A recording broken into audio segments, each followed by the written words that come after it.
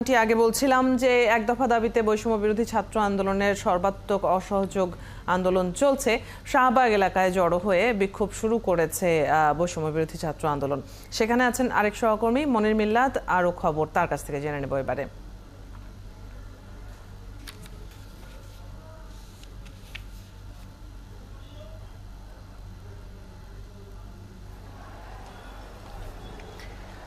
মনির, একটু জেনে নিতে চাই শাহবাগের আজকের পরিস্থিতি কেমন দেখছেন? এক দফা দাবিতে তাদের এই অসহযোগ আন্দোলনের সবশেষ কি খবর আছে সেখান থেকে?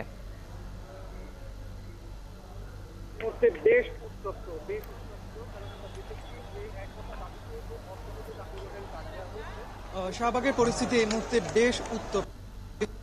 এক দফা দাবিতে যে অসহযোগ আন্দোলনের ডাক দেওয়া হয়েছে বৈষম্য বিরোধী ছাত্র আন্দোলনের ব্যানারে, সেই অসহযোগ আন্দোলনের কেন্দ্রীয় কর্মসূচির অংশ হিসেবে শাহবাগে আজকে বেলা